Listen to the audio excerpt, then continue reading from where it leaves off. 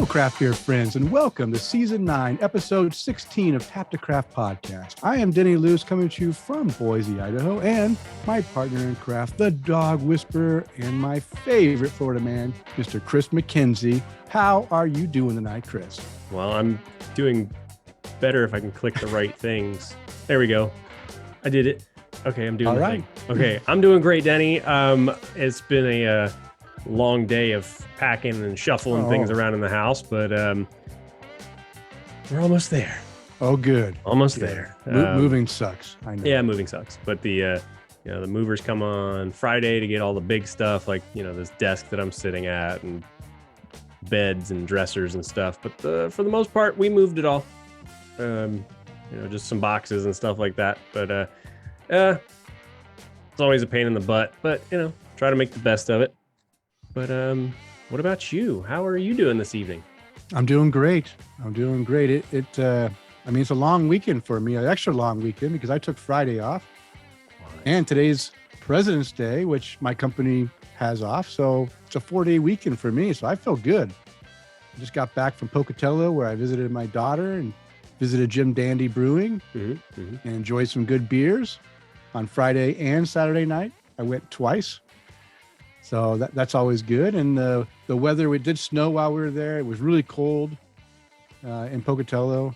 But we came back yesterday afternoon and the weather held out and it was a nice, easy drive home.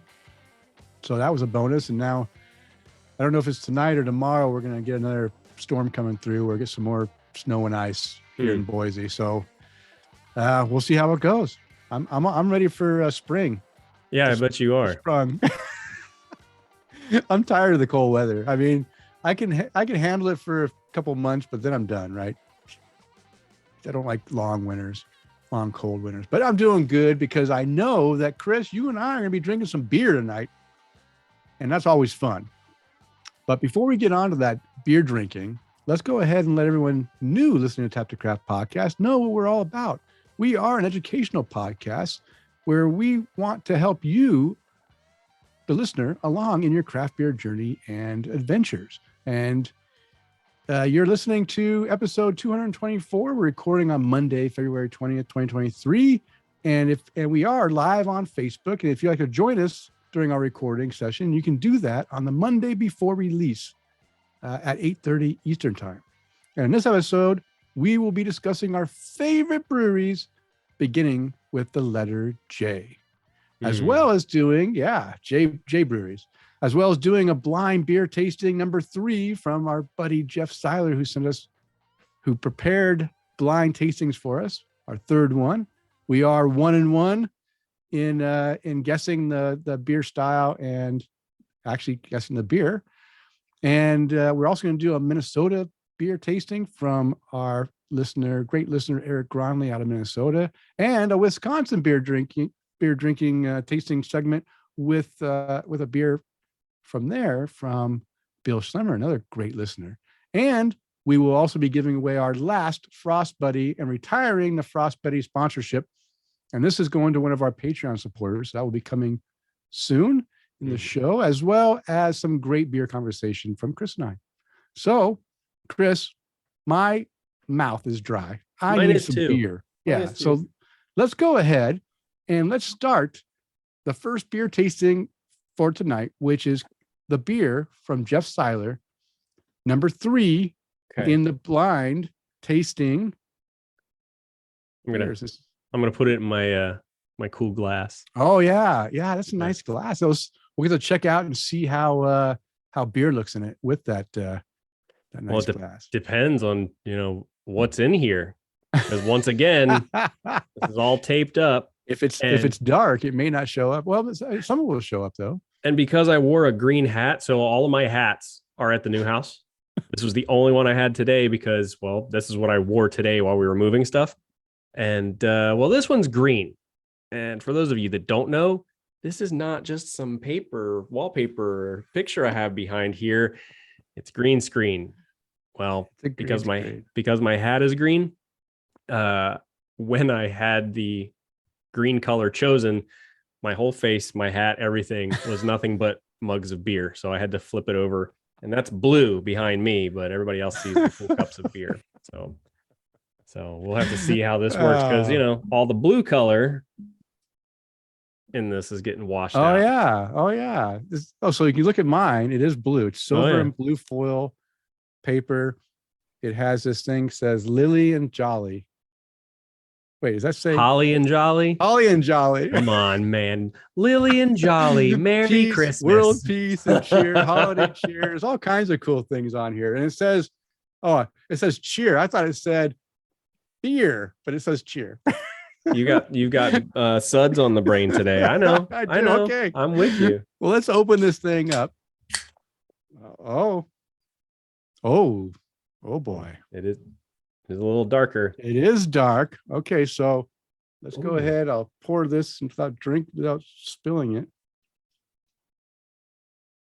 Pouring this into my stout beer. I have 3. Okay, I've got Scotch ale on the nose already. Oh wow! I wonder sniffing the can, just sniffing the can. So what do you? Oh no! Oh, that's so cool. I was gonna say without even sipping or smelling or anything. I was gonna say, well, maybe it's Old Chub, but I don't think Old Chub comes in a big can. Oh, that smells good. Mm-hmm. Oh, some nice. Okay, I'm having a nerd moment on this because the way I set this logo up, you can see the actual beer and the Look at that logo too. So yeah. I'm very happy with that one. That one's cool. Other than what I sent you earlier, and that looks really cool. Yeah, I'll look and see if I have some. I did create some. I think that was part of my original design, and I did create ones that I redrew everything with line art so that it would have a complete thing, but I need to verify that it doesn't have the ends clipped off as well. I mean, I could always add them back on from another one, but okay, I'm pouring some more beer, but you're right. Looking at this beer, very much could be a Scotch ale. Or it could be. I don't know. Smelling it smells like a Scotch ale too. It smells good. But it's that's brown color. It's hazy. It's very hazy. You can't see through it. Translucent. And it's got a nice head. I'm saying it's a full 1 finger head. See if I put my finger there. It's a 1 finger head holding strong. Dense and coarse bubbles. Looks creamy. Cappuccino coloring. Smelling it, I smell caramel toffee notes. It's got some sweetness in the nose as well.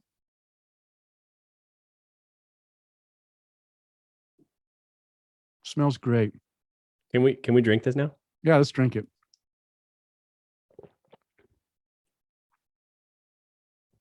I know I've had it.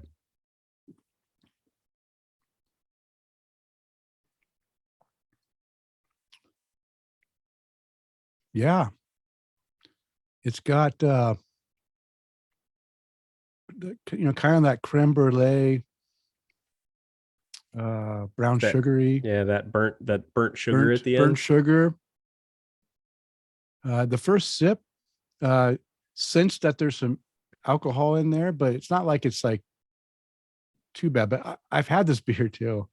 And I'm trying to, as I was drinking, I'm like, this is so familiar. And I was trying to pull out what I just had, because again, this is one I think I might have just had, and my brain isn't as clear as it once was as a young. Not that I'm old, but my brain is definitely starting to not remember as well. Well, I'm also getting hung up too because the opening of this container is gold on top and it has a black pull tab on it also. So I'm looking at that going, crap, which breweries would have a gold top? Excuse me, it's pretty carbonated too. With a black pull tab on it. And of course, I always look at the top and the bottom and go, is there any hints or clues or Yeah, I try not to cheat, but you're right. It is a black pull tab, gold top. Great beer, by the way. I'm stuck on it being Dirty Bastard from Founders. Oh, I bet you're right. But I've never had one from the can. I don't think I've ever had one from the can either. It's always been the bottle. Mm-hmm. But I think you're right. I think it could be Dirty Bastard. It's definitely a Scotch ale, right? If it's not, if it's not, then it's got to be a Scotch ale. It has such a big burnt toffee. Okay, I want to tear the label off of this. That's what I'm sticking with. But again, I've never seen them in the cans. But everybody's moving to cans now. I can't get it out of my head.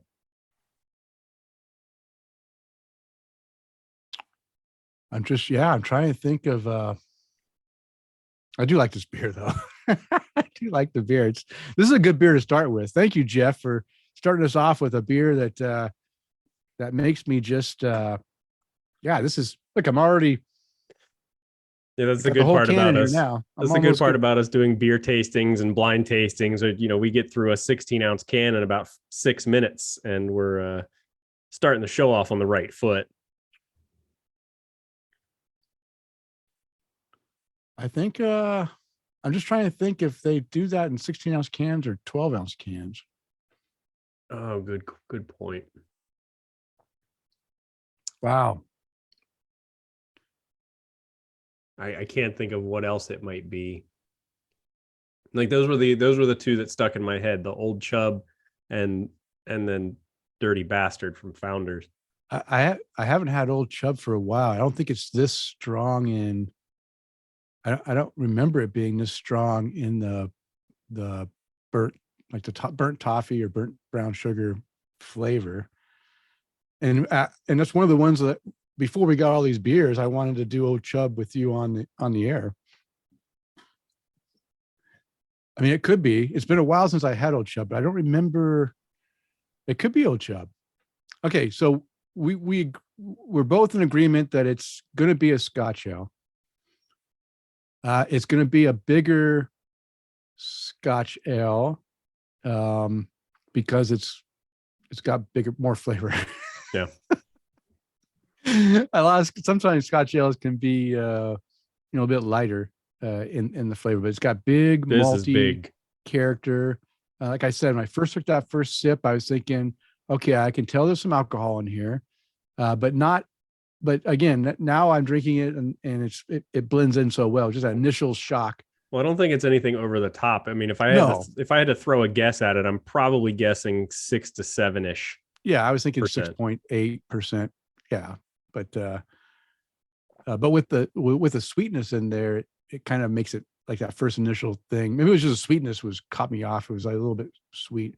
Okay. How are you not itching to tear this thing off of the? I'm ready. Did you already do it? I didn't do it yet. Let's do. Okay, so So we're gonna go with Dirty Bastard, right?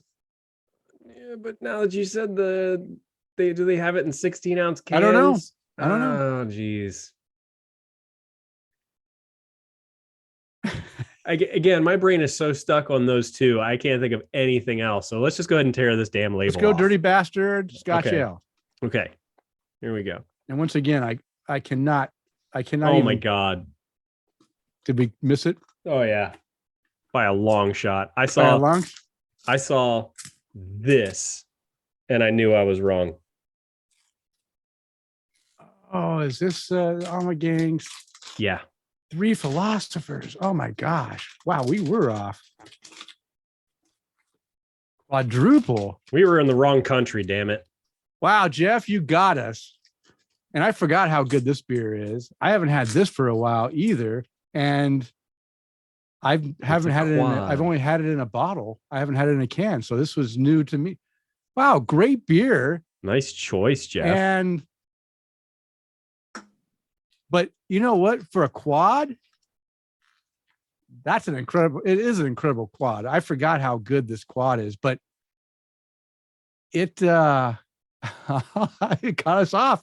I would have thought for sure it was Dirty Bastard. But this is a really good quad. So all of our listeners out there, this is from Ommegang Brewery, 3 Philosophers. It says it's a blend of quadruple ale and creek ale with cherries. And this beer is fantastic. Clocking in at 9.7%. See, it was 9, so it was a little higher. I was thinking 6.8 or so, but yeah, wow, 9.7. So we're starting off strong. That's right. And we just sucked half of this beer down but it says it's a rich and complex. This tour de force is a blend of quadruple ale and authentic Belgian creek. It's multi-depth and gentle sweetness enhanced by lively carbonation and a touch of cherry. The perfect beer for a leisurely sipping and quiet contemplation. So, listener, go get this beer. I forgot how great this beer is, and I'm really enjoying it. And we totally got silered. Oh, yeah. We totally got silered. He did a good job on this one. It caught me off, but it makes sense too. Look, that's definitely quad character. Almost every Belgian is got, sediment in there as well. It's super smooth for, what do you say, 9%? 9.7. So almost 9.7. I felt the alcohol in the first sip, but you know what? My head went numb after that first one, and I don't taste it anymore. It's almost 10%. Yeah, just make everything numb real fast. Wow. Hey, thank you, Jeff, for this beer. Thank you for reminding me how good it is. Because you know what? Sometimes you just have to revisit old favorites. And this is a good one. Yeah, this definitely is. I've said this before, is the being able to not see the can, because I don't know how many times I go and I look at and I see a beer and I go, I've had that before. Let's try something new. I've had this before numerous times. And I'm really glad that we have it now, because like you said, being able to revisit some old favorites and not just be swayed by, I've had that before. Let's try something different. Or the other thing too is that the typical a quad can be have a broad window of what it is as well. And so many of the quads come across more more boozy, because when they amp it up, it takes on that boozy character, and not as rich of the brown sugary characters, right? A lot of them will have darker, almost like a dark strong ale, but just toned down a little bit, right? It'll have that some of those lighter, some of that toffee character, but with some with some lighter fig and flavors in there too. But this one, it threw us off. I always thought for sure when you said Dirty Bastard, I'm like, oh yeah, that's what it is. But wow, we're wrong. Okay, well, we can sip the rest of this half of a beer that we have left and go in to thanking all of our Patreon supporters, because this episode is brought to you in part by our satisfied Patreon supporters like Mike Allen, Bill Schlemmer, Amanda and Kevin Argauer, Mark Reedy, Mike Blanchard, Tara Carlson, Jim Kutzel, and Alex Fuchs, who are our virtual producers, and Tom Byrne, Jeff Seiler, Johan Halberg, Chad Lamassa, Mark Church, and Eric Gronley, who want to buy us a virtual beer. And if you enjoy the content we provide, we invite you to support the show by toasting your host or buying us a virtual beer, or even becoming a virtual producer. You can explore the options on our support page by visiting patreon.com/taptocraft. All right. We didn't have any feedback from our last episode, which is okay. But if you want to contact us, you can contact us through email at taptocraft@gmail.com, or on Twitter and Instagram at taptocraft. And of course, feel free to follow us on Facebook at facebook.com/taptocraft. And we have a website at taptocraft.com. And we have a Linktree site. So if you want to find all of our links, go to linktr.ee/taptocraft, and you'll find links to all of our stuff. We've also started a Discord server, if you want to go ahead and join our community and chat with other like-minded listeners that love to chat about beer and life and other stuff, you can find our Discord server link at the top of our webpage or on the Linktree site. Okay, Kris, let's continue this conversation because now it is time to untap the craft and see what our listeners are drinking according to Untapped. Yeah, well, let's see what everybody's getting into because we're going to start. Where are we starting? Matt Knight. We're starting with Matt Knight. Yeah, let's start with Matt. Yeah, he's checking into a BA22 Volume 9 by Oscar Blues Brewery. He said, whoa, tart, but crushable. It's dangerous at 9.5%. Four cap rating for that beer. Bill Schlemmer also commented on it. He agrees. This one goes down way too easy for 9.5%. Yeah, I kind of know the feeling. Hang on, let me drink this 9.5% beer real quick. Yeah, no, this one goes down way too easy too. All right, moving on up our list. We got tagged in this one. I have to read this one. Matt Knight again is drinking the Kogarashi by Jack's Abbey Craft Lagers. He said, just finished ripping up the carpet in my son's room. Rewarded myself with a beer that tastes like Bud Light. Why would yeah.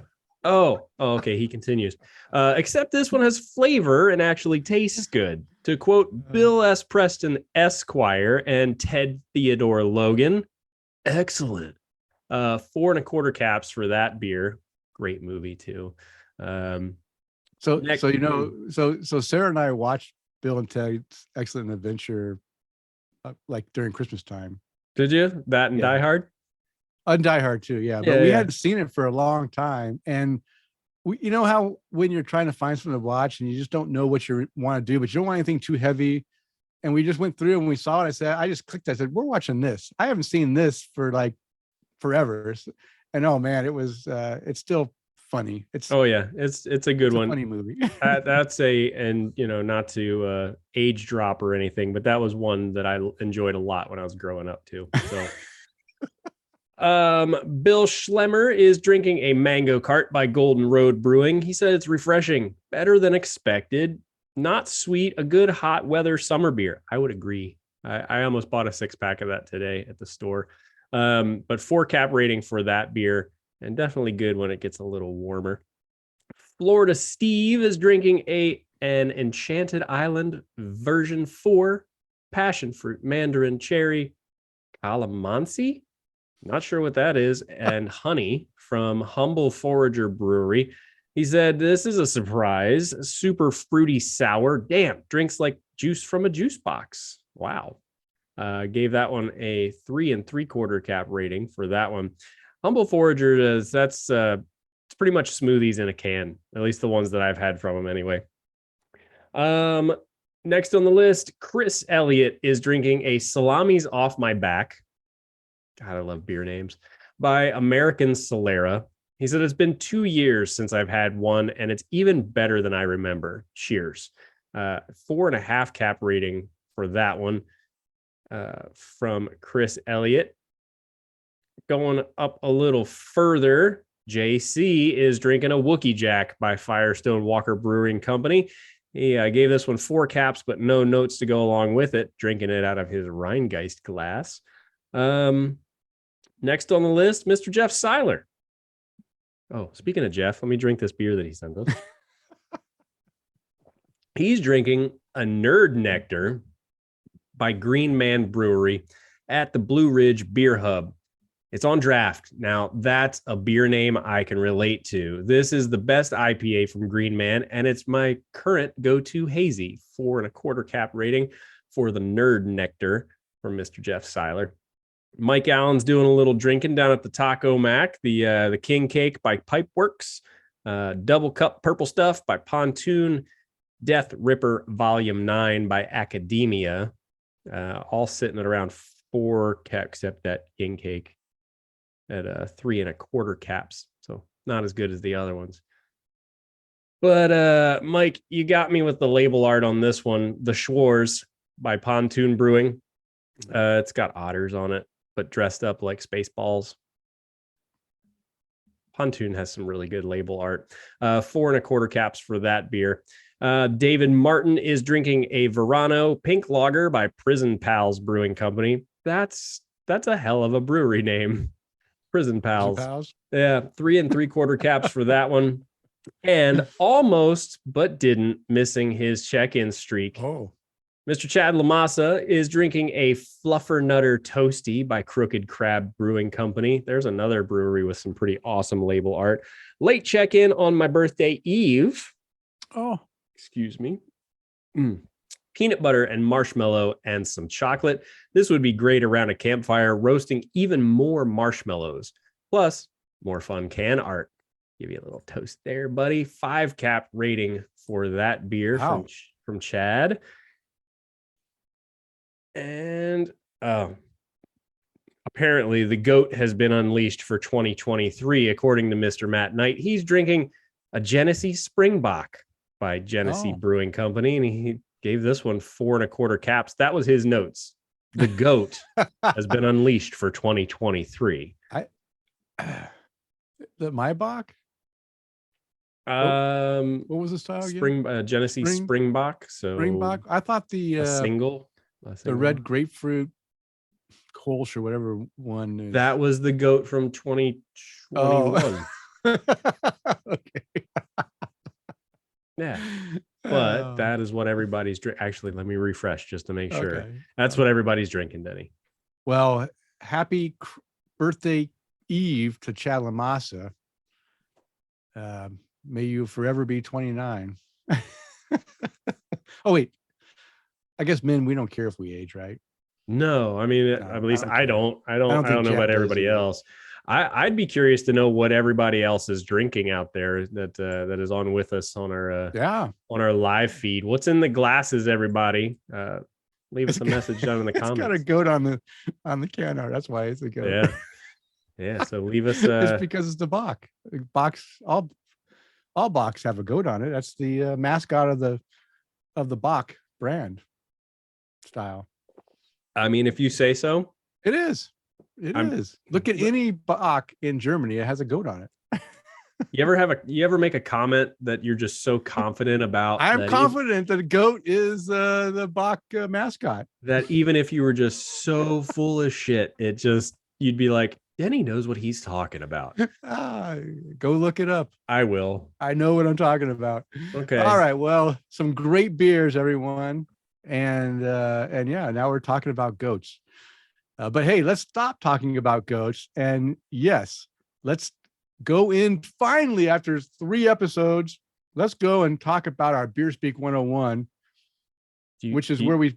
Yeah. Do you know why there's a goat on it? Why? Because the word Einbach means billy goat in German. Oh, okay. And that's your beginning of education here at Tap the Craft. All right. All right. So our Beer Speak 101 is where we briefly define common and not so common beer terminology. This episode, we explain what it means. We talk about brewery size breakdowns. And this is like nano, micro, macro.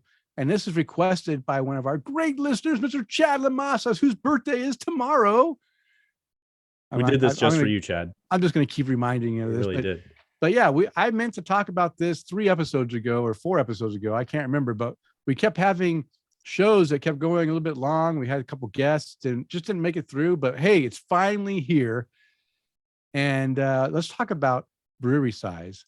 And according to the Brewers Association, there are 6 distinct craft brewery industry market segments. These are market segments. There's a microbrewery, which is a brewery that produces less than 15,000 barrels per year and sells 75% or more of its beer off-site. That's a microbrewery. Microbreweries can be broken down into subcategories such as a home, which is less than 6.5 barrels per year, a pico, which is less than 500 barrels, a nano, which is 500 to 1,000 barrels. That's the size that I think John is probably still in, unless he's amped it up. I forgot to ask John last week or last episode how much beer he produced last year. I think he's probably in the nano, or maybe he's got over 1,000 with the John, micro. how much beer did you produce last year? We'll get a text in like 2 or 3 weeks. Watch. Yeah. Today's February 20th. Yep. Yeah, but the micro brew is actually from 1,000 to 15,000 barrels. So maybe he's up to that now that he's producing a lot of beer and distributing and everything. Maybe he's up over 1,000. So that's the microbrewery. Now we have a brew pub. This is another segment. So that's basically the breakdown of the brewery sizes that I think Chad was looking at. But let's go a little bit further and go into what a brew pub is. A brew pub is a restaurant brewery that sells 25% or more of its beer on site and operates significant food services. Then there's a taproom brewery, which is a professional brewery that sells 25% or more of its beer on site and does not operate significant food services. So again, maybe they have a food truck that shows up, but they don't have their own kitchen, and they're not producing hamburgers and a bunch of stuff. Maybe they're doing something small, offering chips and pretzels or whatever. Then you have the regional brewery, a brewery with an annual beer production between 15K and 6 million barrels. Oh. Wow, that's a wide range for regional. You have a contract brewing company, which is a business that hires another brewery to produce its beer. We talked about that in one of our other Beer Speak 101 segments. And then we have the alternating proprietor. This is a licensed tenant brewery that physically takes possession of a shared brewery while brewing. So in this case, there's a brewery, and the brewery can't utilize their brewery equipment full time, and they want to go ahead and they want to rent out their brewery to have another brewery come in and use their equipment to produce their beers. Their own people bring in their own recipes, using the brewery to produce the beers, maybe storing it on site, maybe removing it to an off-site facility. And that's called an alternating proprietor. There's quite a few of those, where you don't have enough capital yet raised to have your own brew house. And someone else has a brew house that isn't utilizing it all and needs to go ahead and make a little extra money. They can rent out their equipment to be used. So that happens quite a bit. All right. So that right there is the different sizes of breweries that we have in the US. Okay. Did you finish your beer, Kris? No, I was just looking at that and I'm going, wow, I finished mine. I know, you're such a badass. I know. Okay, well, while Kris nurses my beer, yeah. Three philosophers. Oh yeah, what was that? What beer are you drinking? The Philosophers? We're gonna go ahead and go in the opposite direction of a quadruple. We're gonna go, and this is the beer tasting from our good friend Eric Gronley out of Minnesota. This is the Resin Rapture Imperial Red India Pale Ale. Man, I love red IPAs. Imperial version. Wow, this is going to be special. Yeah, and this is from special.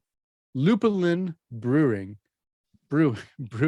Jeff Seiler said, "Great info, Denny, but remember, size doesn't matter." You're right. Size doesn't matter. Oh, yeah. So this is out of Big Lake, Minnesota.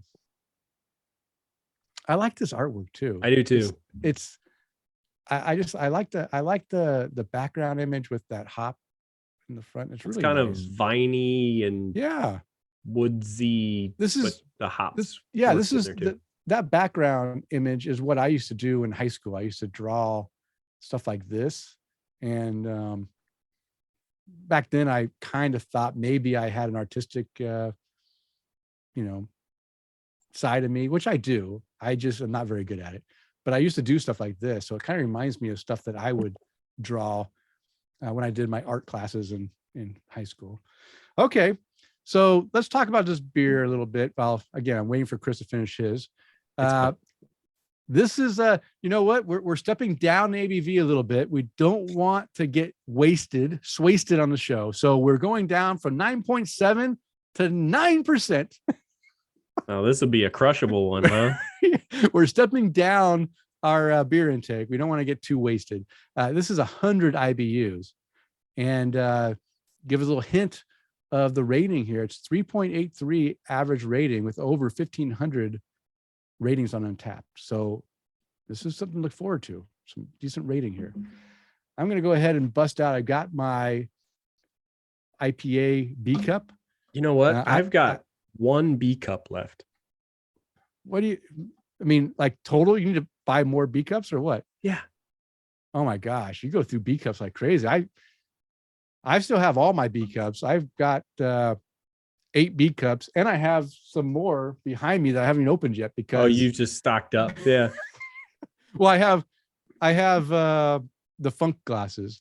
Okay. Which I don't drink enough sour beers to really go through them, but I can you open don't them up. Anymore either. No, I don't. But I utilize my IPA glass and my stout glass and my lager glass a lot. I got the lager glass for the last beer. Yeah. But let's go ahead and open this. Who doesn't, Brandon? My buddy Brandon said everybody loves a good B cup. Yeah, B cups. Oh yeah. I'm all into the B cup. Cups in general, I'm just a big fan of. All right, we're going to pour this into our glass. And you know that Kris and I really suck at pouring beer, so it's going to have a big head. Well, you might. Mine's just... Wow, look at you. I'm a professional here, guys. Actually, I'm doing pretty good on this one. A time or two. Underrated. Yeah. It's got a 2-finger hole. Okay, so nice copper red character. And this one's definitely not as hazy as the other one. This not one's as hazy. Almost clear. There's a little bit of haze to it. There's probably some frost haze going on there. See how we brought that back? Brandon said B cups are underrated, and he goes, "Oh my God, I'm gonna stop." Don't ever stop, buddy. That's one of my favorite things about you. Oh, but yeah, it looks good. Yeah, it's not crystal clear, but you can see some light through it. It's got an off-white head, coarse and fine bubbles sticking around. Mm-hmm. 2-finger head on this sucker. 2 fingers. I just showed that. Okay. Refresh that head on there so I can get a cool picture of it too. Yeah. All right. So let me read what this has to say from the website. It says, "Get caught up with the Rapture as waves of molten hops do battle across your tongue. Rich European malts balance out over 4 pounds per barrel of Pacific Northwest hops, carrying you away on waves of flavor with each sip." Wow, that is really enticing me to want to drink this beer. Ooh, wow. Yeah, that smells I just took a nose hit off this. Oh yeah, I'm in Resin Rapture right away when I smell this Resin beer. Rapture. If you haven't brewed a beer out there called Resin Rapture, please somebody get on that. No, this is Resin Rapture. That's what we're drinking. Oh God, I'm an idiot. You know what? We just need another 9% beer to drink tonight. We only have 2. Well, then I should just chug this one. Yeah. No, this is Resin Rapture, by the way, Kris. We're drinking Resin Rapture from Lupulin Brewing. Well, then I can't give you the credit for just being super crafty with your commentary. No, that's okay. It smells great. It smells citrusy. It's like lime, a little bit of lime citrusy. Yeah, kind of like limey too. You're right. A little lime, a little citrus, a little resin. I can smell some resin in there. A little pine. It's got a little bit of everything. Everything that you enjoy and I do love these red IPAs and Imperial. I don't think I've had an Imperial red. So, Kris, are you ready to take a sip of this thing? Yep.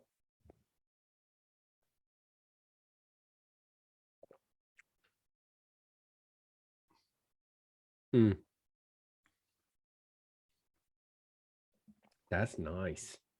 That is nice. That is nice because now I might have to take a few sips to get the sweetness of the other beer because it kind of surprised me because I still have some of that quadruple sweetness in my mouth and maybe it's acting on that, but I sense a little bit of sweetness in this more than I expected to get. So maybe it's just extra leftover. So let me take a few more sips and maybe I can get rid of that sweetness.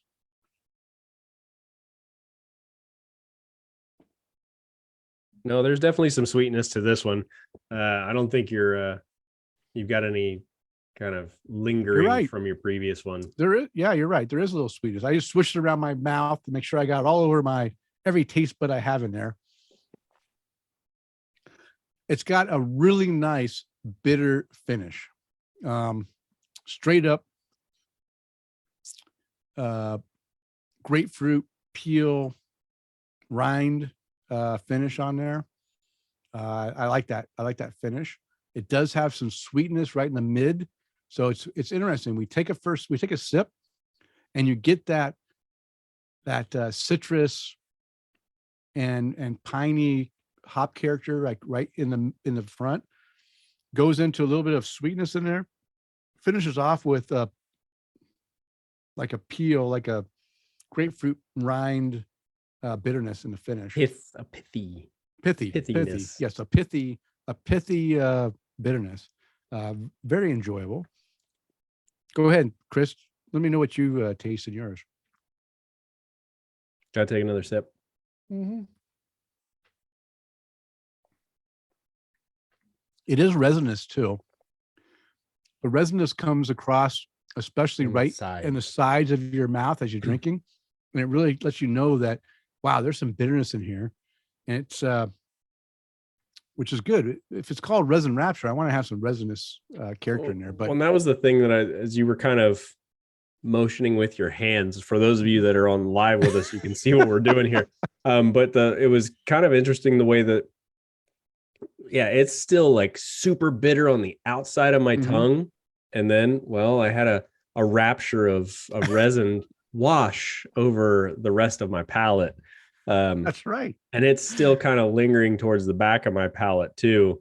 And it's just inflicting all kinds of bitterness all over when it comes to this. But it's that bitterness. It's kind of resinous, kind of citrus pith, like pithy. Yeah, it's definitely grapefruit. Like it's not orange or lemon, but definitely grapefruit. And then a little bit of sweetness in there from what I would assume is a big malt bill to get to the imperial side of the red 9%. IPA. Yeah. Wow, great beer, Eric. Thank you for sharing this with us. I really enjoy this a lot. You know, I guess I should be paying attention so I can rate this later on in the evening if I don't forget. Well, but the only doubt, like that was what I was telling you when I was texting with you earlier. Like we've got all these beers that we've got to drink. Thank goodness for you guys sending us beers to kind of drink on the show. And I told Denny, I said, I've got a bunch of beer in my fridge, but it's either super big barrel aged things or the beers that you guys sent out to us that we can't drink unless we're doing it on the show. And I'm going, man, is it time to record a show yet? Because I want to drink some of these beers. I was admittedly getting a little worried because on the bottom of this can, it says it was brewed 1024 of last year, and I was getting a little nervous about that date. It's okay. I don't believe it's lost any of the. I mean, if it did, damn, the beer must be even better than it is now right? Because the beer is still fantastic. I don't think being 4 months old has done anything bad to this. I think this is still a great beer. No degradation, great flavor. Like we said, you get the aroma is incredible. I mean, the aroma is really nice. And then you take that sip and you're just like, wow, it's a rapture, like Kris said, it's a rapture of resinous hop goodness in your mouth, and really enjoyable. And even though there's sweetness in it, as I'm burping, I think I'm drinking these beers too fast. It's still not cloying or bad. It still finishes pretty dry, right? You don't have any lingering character at it. No. with it, and it's not drying my mouth out too much. So remember when we had that show with Psychos? No, was it Psycho Swamp? Yeah. That was the Safari. Tampa Bay Brewing Psycho Swamp Safari. And that sucker was like, it was super dry, right? It was like drying out my I think that was the one, wasn't it? Was it the one that was like really dry and was like, yeah, I think that was very West Coast-esque. Yeah, it was West Coast, and it Mhm. literally like dried out my entire mouth after I drank it. Still great. I still enjoyed it. I enjoyed the beer. This one is more drinkable. Believe it or not, this is a beer that I could have one and then drink another one and then be on the floor and not even know I was messed up, because 9% beer, not too dry where it's drying me out, not too heavy with those resin, with those hop characters that are tearing my gut up. Yeah. And 9%. And I could definitely have a second one and be pretty hurting before I know it if I wasn't careful. So yeah, great beer. Really, I right now this beer is a 4.5%, and I might raise it by the. What happens is I get in my mind what I would rate this beer, and then I think about it when I go to check it in. I may give it a bump up later on, but this is a 4.5 cap for me, even though it's only a 3.83. What a bunch of losers out there that don't give this degenerates beer really, or at least over 4 cap rating. This beer is fantastic. These guys are losers for rating this below losers. 4. Well, it's just over 1,500 ratings for the beer too. So yeah, it's got some time, and I hope it kind of makes its way to that at least a 4 cap rating. Geez, averaging at 3.83. That's sad. Come on, Minnesota, get it together. Yeah, and as I drink each sip I drink, I get even more characters and like, well, it's warming up a little bit too. Flavor. Yeah, this beer becomes, as it even warms up more, it becomes even better, and I'm getting some more subtle nuances in almost like some candy like characters in there, right? Some candied citrus fruity characters as well, and really good. Yeah. Okay. I've said enough.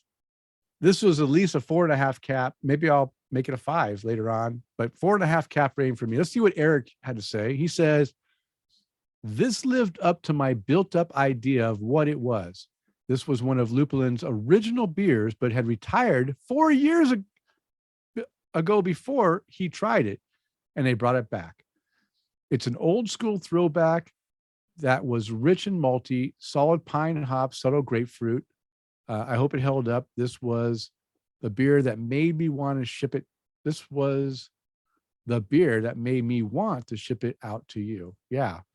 Eric, it holds up. It definitely did. And I'm glad that Lupulin brought this back. Why would they ever take this beer off their tap list, right? At least bring it back seasonally at a certain time.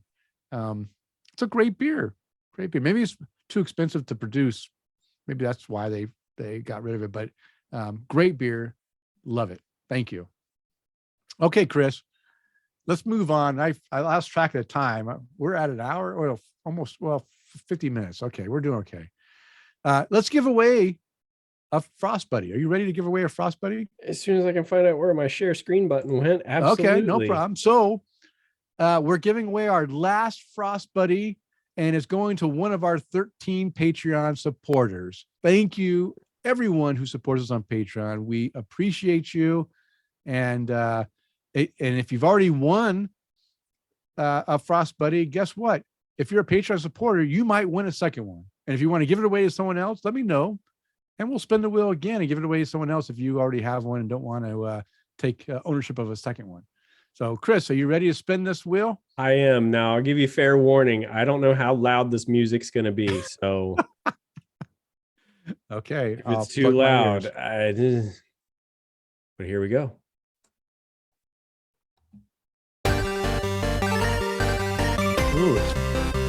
Got some good like 8-bit music. Yeah. Oh, Mike Blanchard. It is.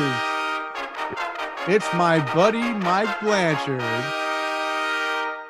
the big winner of the FrostBuddy. There you go. There's our winner of the very last FrostBuddy, Mr. Mike Blanchard. Oh, and Mark Church was almost there. You almost won that by just a hair. Just a little bit. Well, congratulations, Mike. And I can ship that to you, or I can give it to you in person in July when you come rolling through. But hey, I'll ship it to you. Don't worry. So yeah, I'll contact you. Or if you hear it on the show before I contact you, then contact me and let me know how to ship that to you. Because I wasn't planning on making a trip to Oregon anytime soon, but hey, maybe I will, just to bring you a FrostBuddy and go drink. I mean, that's a good reason to travel to Oregon, is to deliver a gift to someone, have some beers. Yeah, and just for our listeners that might be new, Mike and I served on the USS Georgia together. And we became good friends, and we're still getting together and drinking and seeing each other when we can. So that's great. I really appreciate that. Okay, Kris, it is time for the Brew Buzz. And this week, again, anyone that's not familiar with the Brew Buzz, it is devoted to discussing various beer-related topics. This week, we are discussing our favorite breweries, beginning with the letter J. So, Kris, I only have one brewery, and I don't even think it's a surprise to anyone what this brewery would be.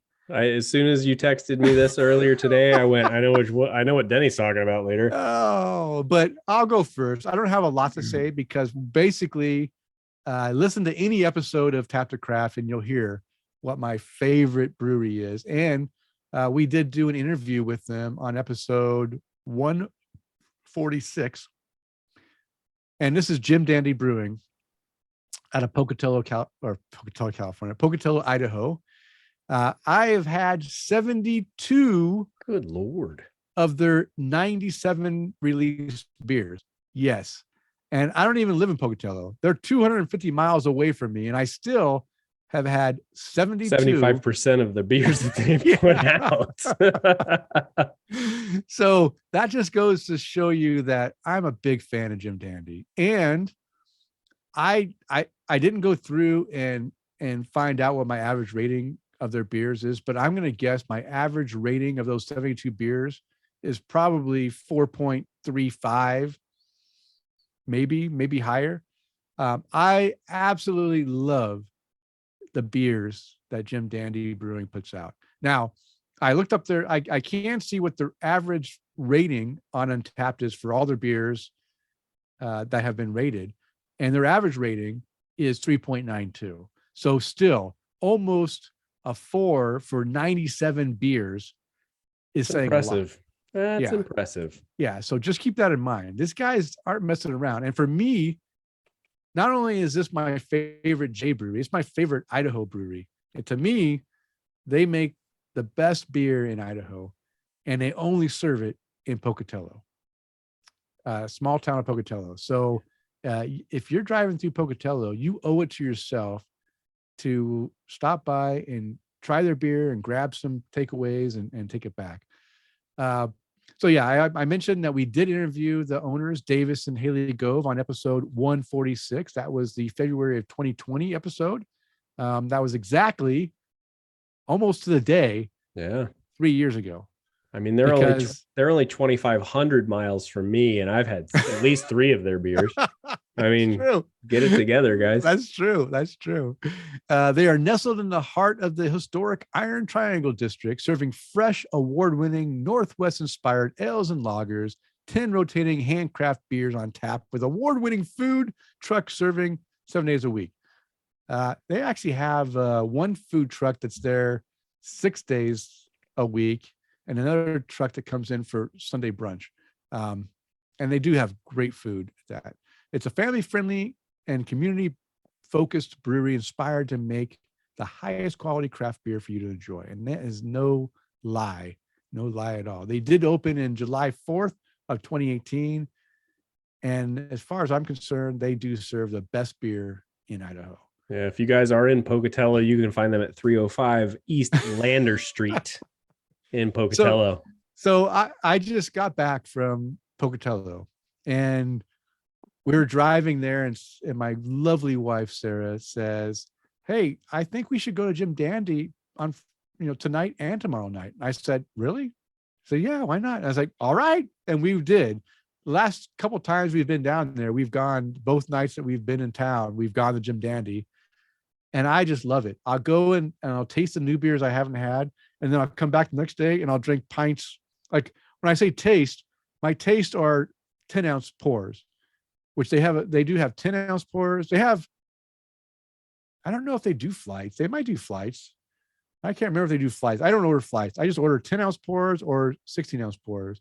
So I go in and order 10-ounce pours of everything new. This time there was 3 beers that I hadn't had before. And then I come back the next day and I order pints. So there was 3 beers I didn't have.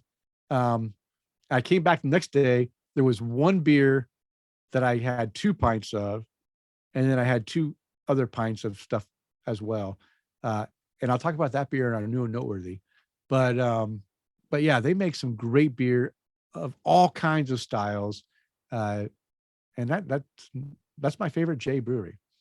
All right, Kris, I've talked enough about mine. How about your favorite J Breweries? So my favorite J Brewery has got to be Jackie O's out of Athens, Ohio. Now, I have not had nearly as many of their beers as Denny has had from Jim Dandy. He and I are at about a 1-to-3 ratio when it comes to the beers that I've had compared to his. 28 beers from Jackie O's. Now, this brewery has a overall rating of 4.04 caps. Oh, nice. With a total of 343 beers released. Yeah, Damn, they've been around for a while longer. Yeah, and they've been around since 2005, and it says that they've evolved over the years to include an experimental experimental brew pub, public house restaurant, production brewery and tap room, bake shop, and the Barrel Ridge Farm, all of which are located in Athens, Ohio, in the southeast corner in southeastern Ohio. Jackie O's specializes in brewing techniques that revive traditional methods and also incorporate contemporary elements and influences. And they strive to brew one of the most diverse beer portfolios in the country with a detailed and unique focus on barrel and wood-aged beers, wild ales, and blending. Funny enough, I was in a beer shop down the street from us called Winthrop Liquors, which is 15 minutes from my house. They had Jackie O's in their cooler. And if I didn't already have a cooler full of barrel-aged nonsense, I would have totally picked it up because, well, mostly everything I've ever had from them has just been fantastic. So if you're in the central or southeastern Ohio area, go out and check out Jackie O's too. Now, I had another notable J Brewery, which is here in Florida, that I've only had 10 beers from, called J Wakefield Brewing. And this is a brewery that you can, if you haven't heard of them, I see a lot of their beers being traded kind of secondhand, at least around here or in neighboring states. But a brewery that I would love to visit, just haven't had the chance to yet. But 10 whole beers from those guys. And one, Denny, that I didn't think of until I did a little bit of searching, Jester King. Yeah. Out of Austin, Texas. Now, my number is a little lower on these guys too. 1. Yeah, I think I've had 1 or 2. Yeah. And it was really, these guys are, I didn't look this up, but from what I've seen too, they are more on the wild ales, barrel aged kind of stuff. And me personally, I'm not a huge fan of the wild ales. And when they are making these wild ales and barrel aged beers, they do tend to get a little expensive very quickly. So I've only had one beer from them, and I believe it was at a beer festival. So I didn't have to pay for the whole thing. It was just, hey, I'm going to try it. Let's give it a whirl. So yes. So it's interesting because my Jackie O's would be my runner up. The problem is I just haven't had a lot of Jackie O's. I get it when people send them to me or when I visit Ohio. And so that's when I've had Jackie O's, and I've enjoyed the ones I've had, but nothing, I mean, 3 or 4 beers, hard to call that my noteworthy, but I'll put it as a noteworthy as well. And Jester King, when I was really into the wild ales, and I still am, I love, excuse me, I got some Resin Rapture coming up. I do enjoy wild ales, but I just find myself unable to handle a lot of the sour, ales. They just don't agree with my gut. So I have to be very careful on how many I drink. But Jester King is, of course, another one. I've had a couple of their beers, and I have enjoyed the ones I had. But again, we have limited amount that come into the area, and a lot of them are sour, or the ones I'm worried about getting and not being able to drink. I still have a couple sours in my beer fridge that I've held on for a few years, because like one's from Belching Beaver, believe it or not. They have this peach sour. I just am so scared to drink it. I haven't opened it in like 3 years. It was like one of their anniversary. So you need me to come help you drink it. Is that what it is? Yeah, I need you to come help me drink it. So, but yeah, I agree. Jackie O's and Jester King would be my noteworthy, or my other notable breweries as well for Jay. And even Jolly Pumpkin. I would. Yeah, that was another one. Yeah, I've had quite a few Jolly Pumpkin beers early on, like back in the mid 2000 range. But again, these are very acidic, sour beers that back then I could drink. Now, my system just can't handle them, so I don't drink them. But they also do some really good, wild sour ales as well. So that would be another one I'd add into the noteworthy. Well, I should have went with them over Jester King. I've had 3 Jolly Pumpkin. There you go. There you go. Out of Dexter, Michigan.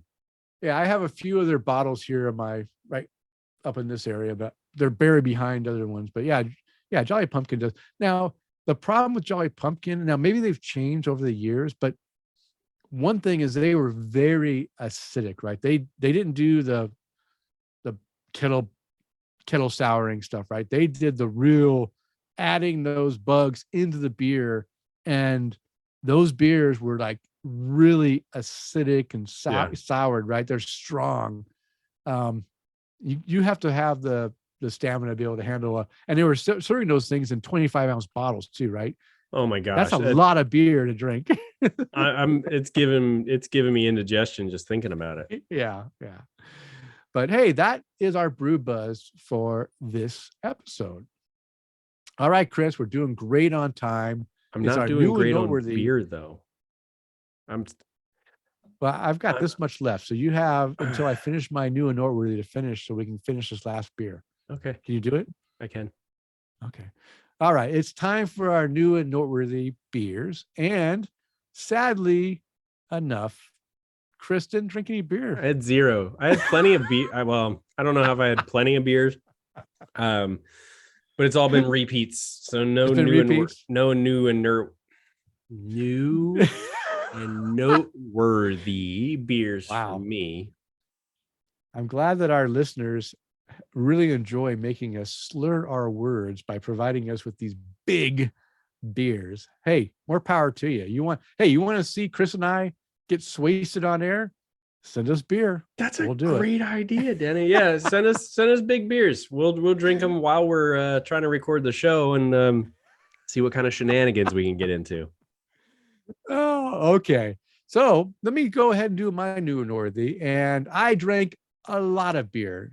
And actually, before I get into my new and noteworthy, I did mention in the last episode that the second annual Dark Beer Festival was held at my house last weekend.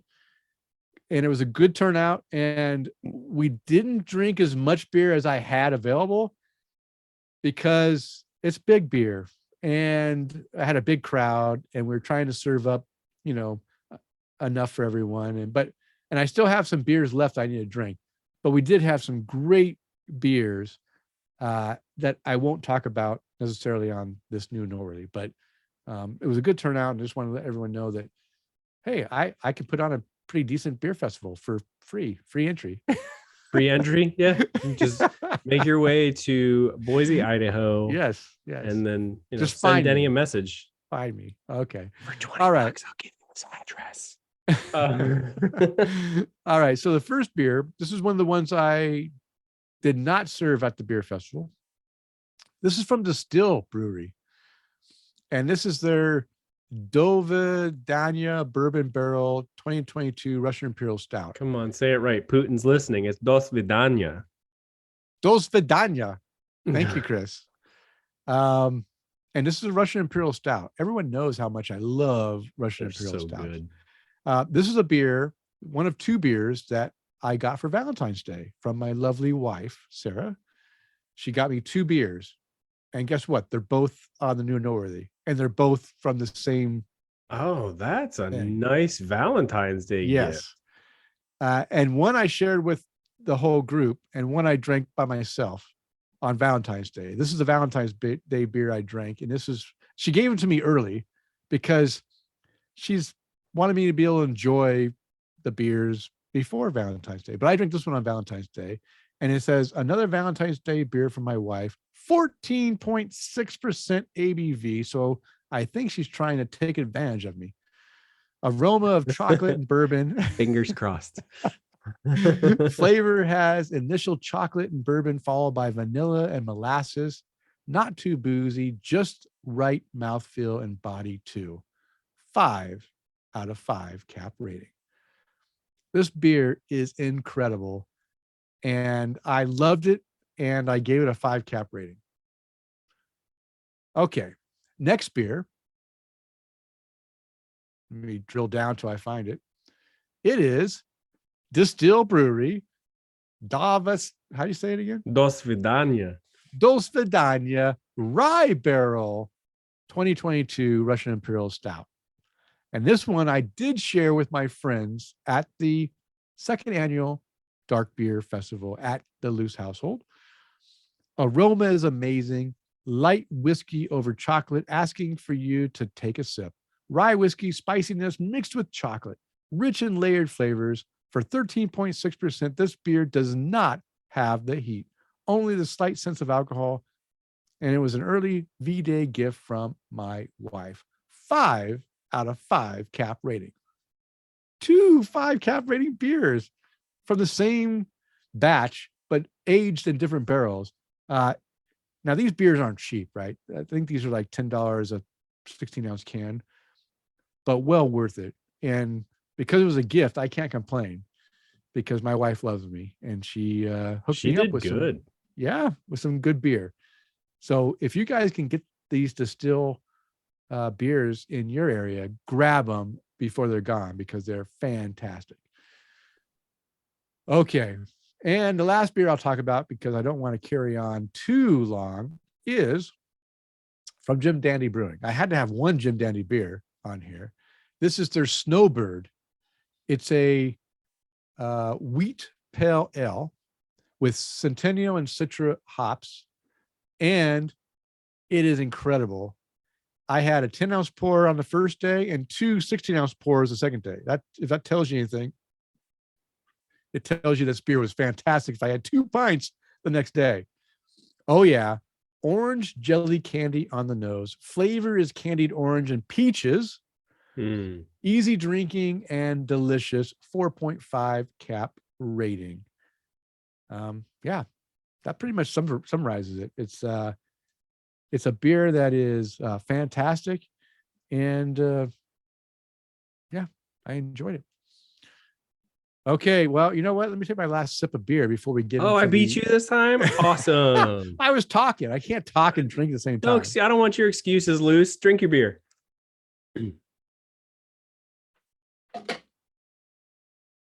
Okay, it's done. You realize when I finally get out there to Idaho, you and I are probably getting in trouble, right? Like Sarah's probably going to yell at both of us. No, she will never yell at us. She is Okay. so good, and she just puts up with me and my friends. All right. Trust me, you've been with her before. She I doesn't get upset. I know, but that was like the first time I ever met her, and her and Tina are gonna yell at me. No, we'll be good. I just have this feeling. Don't worry. Okay, Kris. Now it's time for our beer tasting from our other great listener, Bill Schlemmer, out of Wisconsin. He provides a bunch of beers, which we're going to be drinking those heavily in the upcoming shows because I've been saving those bottles for special. I don't want to, these will probably try to do like one per show. So it might last. We have beers to drink for like another months, right? Yeah, another 3, maybe 4 shows, depending on how rough. Because this works. That's great. Yeah, we're getting into a dog. Oh, look, it's a blue. Yeah, it's a blue. Yeah, so it's Great blue Dane. Label, so Oktoberfest. This is Great Dane Brewing and Pub out of Madison, Wisconsin. And this is actually a Great American Beer Fest medal winner. I think it won a gold one year and bronze this year. I'm currently looking at their merchandise. It's dog related. Yeah, let's see what this looks like. Yeah, I forgot. I don't know if I poured the last one in front of the camera, so I'll do this time because I want to make sure people see us pour. Go. It's nice. Oh, it's going. Amber colored Oktoberfest. Oh, so they get clearer every time we go. Now look, I poured mine so good I have 0. That means you didn't pour it good at all. Everybody shame him, Mr. Let me pour it back into the can. No head. Let me pour it back in the can. Back into the can. What kind of nonsense are you talking about? I don't even know you. I tried. Well, oh my gosh, what is happening? I tried too hard not to get a big head, and look, I didn't get a head at all. But so I can't talk to the head. My glass has head on it. Look at that. Yeah, it's look at perfect, you. right where it's supposed to be. That's a great job on setting that glass up to be able to show off beer. I love that. Listen, I got this. It showed up at the house, and I just had a moment, and I went, "Oh my gosh, it's clear in all the right places." All right. So what this is again, Great Dane Pub and Brewing out of Madison, Wisconsin. This is a 5.8% ABV. This gets an average of 3.64 caps with over 2,000 ratings on Untappd. One of our most decorated beers, including a 2022 bronze at the Great American Beer Festival, a medium-bodied lager. It is copper in color and characterized by malty sweetness, accompanied by toasted malt aroma and flavor. The malts are Bark Pills, Munich, Carapils, Caramel, and Crystal, and the hops are Hallertau. Now, I'm a big fan of Hallertau hops. Oh, man, my nose is getting stuffed up from all the beer. I don't think it's the beer that does that. What does it do? But I'm a dog trainer. I'm not a doctor, so I feel like I'm getting stuffed up as I'm drinking. Oh, it smells great though. It does smell good. Wow, there is a bunch of malt character in this aroma. I can't pinpoint one thing. I would say I'm having trouble smelling, but wow, I'm having trouble pulling out one flavor. There's a lot of smells in here. Well, it's because you don't have any head on your beer.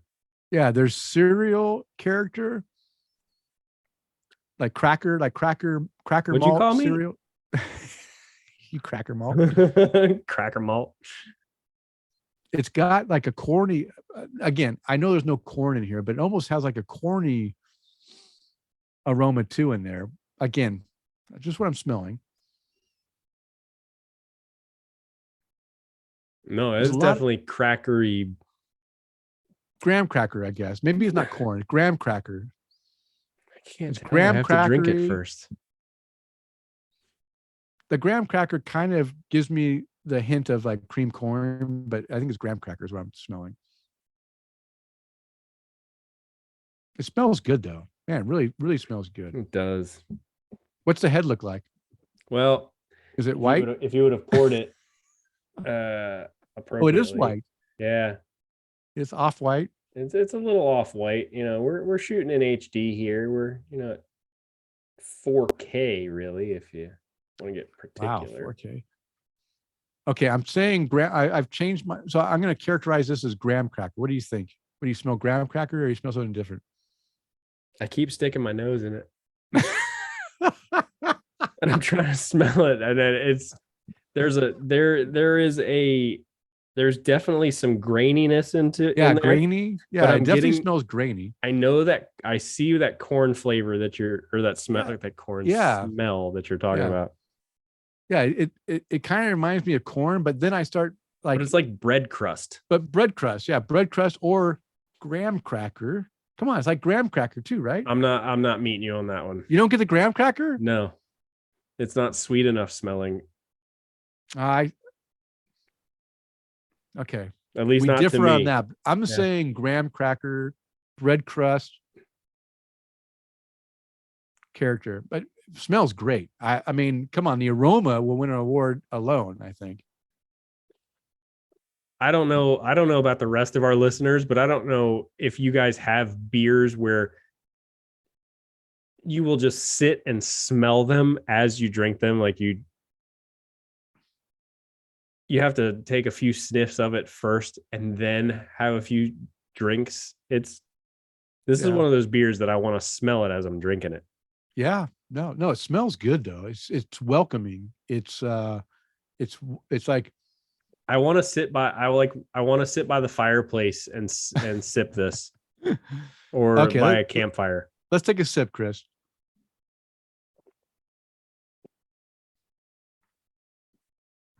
It tastes like it smells in a very good way. In a very good way. This is really good. And I love Martins. I love Oktoberfest beers. This has got incredible malt flavor. And what tends to ruin Oktoberfest and Martins for me is when they put too much bitterness in it. And this is bittered perfectly, where it mellows out the sweetness without giving too much bitterness to take you away from the malt character. Yeah. And this is fantastic. I really enjoy this beer.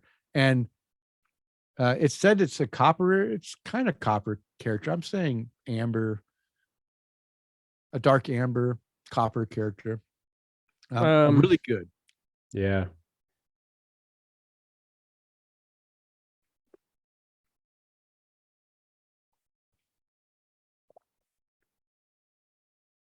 Yeah, I love this beer. This is like this is a really good Oktoberfest. Super drinkable, not too heavy, not too sweet, not too bitter, well balanced, good flavor. Okay, Kris, I've said enough. What about you? I don't want to. Are you enjoying this, or is this? No, I am, and all the. Usually, you don't get a beer that tastes like it smells, right? We mentioned it almost has that corn smell to it, and I see what you mean by the creamed corn. I'm still not giving you a graham cracker on this one, but the graham cracker doesn't follow through in the flavor. If I were to add an additional flavor character, I'd say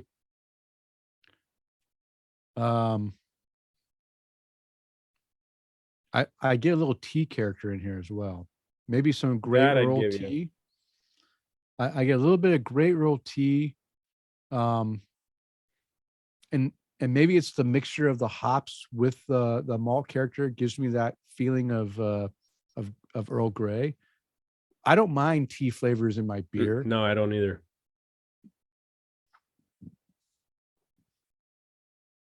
But I'm enjoying this.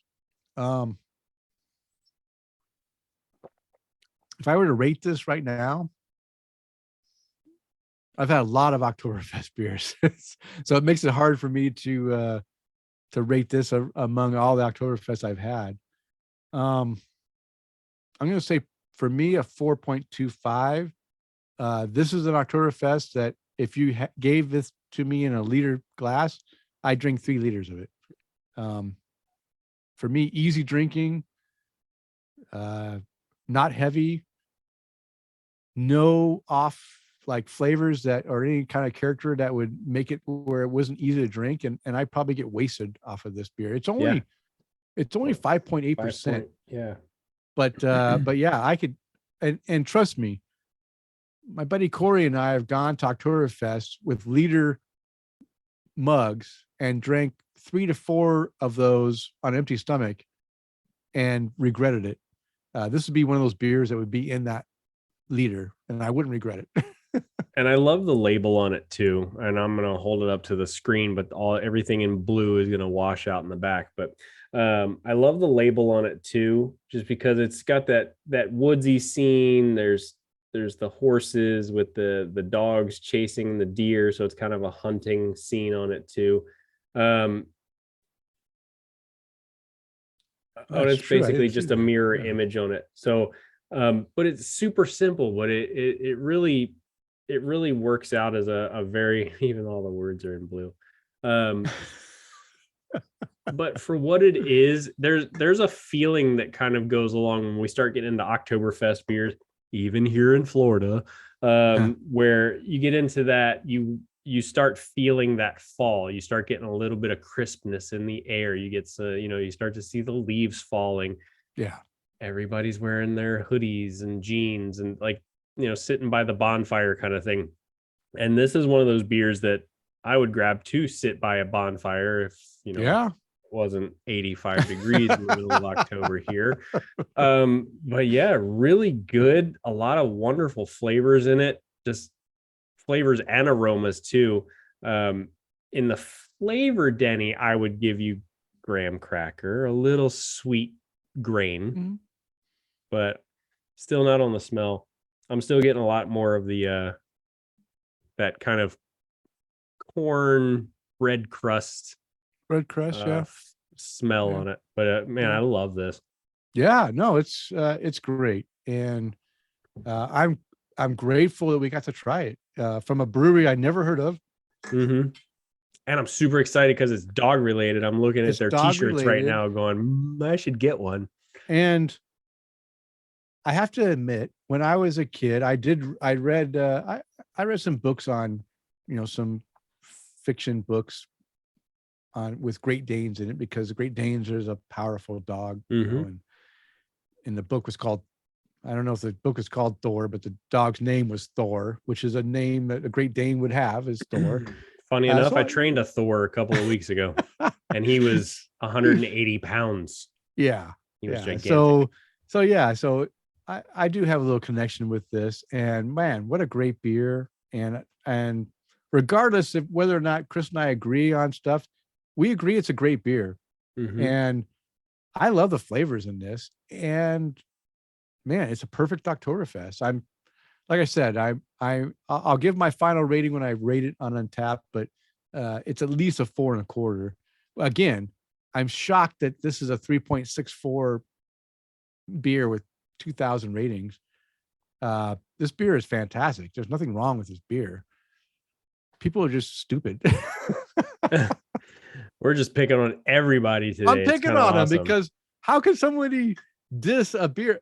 For one thing, they won a bronze medal in Oktoberfest this year, and I think they won a gold medal the year before or 2 years before. So come on, these guys know how to brew some damn good Oktoberfest. Okay, Denny, here you go. And this is why you guys need to watch us on online. That's Thor. That dog is bigger than Tina. That dog is huge. He was the one and only dog that would not fit in our kennels. He had to stay in one of our like appointment rooms, like our consultation rooms. So what kind of dog is it? He's a Great Dane. I never seen a Great Dane that's yellow.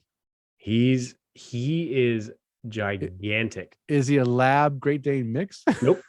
No, he's full blood Great Yep. Dane, a yellow Great Dane. He Wow. was just absolutely a gigantic dog. Here's another one. He's sitting down, like, oh, he looks so. He's wonderful. and he was such a sweet dog. He He really looks was. sweet. He does look sweet. I mean, Oh, just wow. a huge dog, and they referred to us from a vet the vet that I use, and it's just the dog showed up, and I went, I don't know where I'm going to put him. It's like our kennels are 4 feet by 5 feet, and he got in there, and the beds just weren't big enough. I mean, like, I didn't know where, so we had to make him his own special room in like one of our rooms where we sit down and talk with clients, and so he got some VIP treatment just because he was gigantic. All right, Kris. Well, for one thing, thank you, Bill. Great beer. We really appreciate you providing that to us. Thank you. But now it's time to go ahead and raise a glass to some people who like to raise a glass to tonight. So, Kris, who would you like to raise a glass to tonight? I would love to raise a glass to Mr. Chad Lamassa, who will be celebrating his 52nd birthday tomorrow. Oh, you young pup. Yeah, cheers to you, Chad. Born in 1971. Chad, happy birthday, sir. Thank you for everything that you do with the show. Yes. It's always great to chat with you, whether it's about beer, whether it's about dogs. Cheers to you, buddy. Hope you have an awesome birthday tomorrow. Cheers. Happy birthday. Denny, who would you like to raise a glass to this evening? All right. First of all, I'm raising my glass to Patreon toast tonight goes to my buddy Tom Byrne here locally in the area. Tom, you know what? I had COVID a year ago when we were supposed to get together to drink beers. A year's gone by and we haven't got together to have beers. So Tom, come have beers with me. Maybe we'll be on the next episode if you want. I'll let you know. But cheers to you, Tom. Thank you for your support. And Kris, my glass is raised to you. Thank you for joining me tonight. I know you got a lot of stuff going on in your life, and I'm just so happy you are able to break away a couple hours for us to get together and chat. And this is cheaper than a therapist, Denny. That's great. So cheers to you. Thank you. And of course, happy birthday to Chad. And of course, being a former serviceman, I always want to raise my glass. And I want to thank all those who are currently serving or who have served in the U.S. military services, protecting our freedoms, allowing Kris and I to come on and talk about beer. Thank you for your service. And please come home to your families soon. And Kris, for the last time, because we gave away the last FrostBuddy, would you please raise a glass to our sponsor? So the folks over at FrostBuddy, they specialize in cooling containers for your beverage of choice. FrostBuddy has the Universal Buddy 2.0, which mine's packed away and probably at the other house, which is the world's first universal can cooler for 12-ounce cans, slim cans, bottles, and even 16-ounce cans. FrostBuddy also has the world's first universal wine cooler, 24-ounce stainless steel mugs, and even stainless steel dog bowls. Go visit their website at frostbuddy.com. All right. And you can find the beers on the show notes located on the show post at taptocraft.com. If you're going to follow us on social media, I can be found on Twitter, Instagram, and Untapped at Luce Screw. And Kris, how can our listeners follow you? Well, you can find me on Elon Musk's favorite platform, Kris_McKenzie82, or on Untapped and Instagram at MCK1345. But guys, you can always interact with us on everything social at Tap the Craft. Don't forget to subscribe and share. All right. It is last call. It's time to bring the show to a close. We want to thank you for downloading and listening. We ask you to please tell a friend. And of course, subscribe on your favorite podcast app. And as a reminder, we release a new show every 2 weeks. Now go out there and spread the good word of craft beer. Cheers. Cheers.